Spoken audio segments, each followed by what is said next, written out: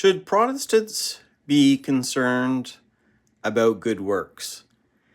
I found that whenever you start talking about good works, some Protestants, not all, but some get very concerned. They fear that the moment you start talking about the importance of good works, then you are threatening the belief that we are saved by faith. And if you go there too much, if you talk about good works, if you talk about the importance of good works, if you talk about the fact that Jesus expects us to do good works, they're fearing that somehow we're on a slippery slope to trying to earn our salvation. And I want to address that and say that that is not the case.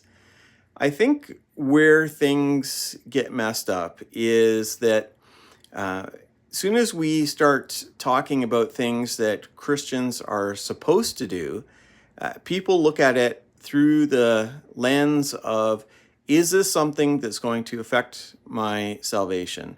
If I don't do this, does that mean I won't be saved? If I do this, does that mean I won't be saved? And so on and so forth. And I want to just say that when we actually look at the Gospels, and when we look at Paul as well, who does put more focus on the salvation by faith than Jesus does. Yes, Jesus does talk about faith, especially in the Gospel of John, but it is more of a focus of Paul.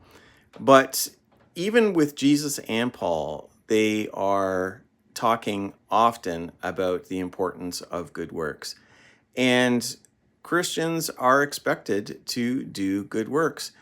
In Ephesians chapter 2, verse 10, Paul, after just explaining the importance of salvation by faith and that we have nothing to boast about when it comes to our salvation, then goes on to say that we were created for good works. We are expected to do these things. And so we shouldn't be looking at these things and say, oh, no, I don't want to be a Roman Catholic who's trying to earn their salvation. And I'm not suggesting that's what Roman Catholics actually believe, but I'm just saying that that's the concern. Instead of worrying about that, let's just do what the Bible says, which is to do good works.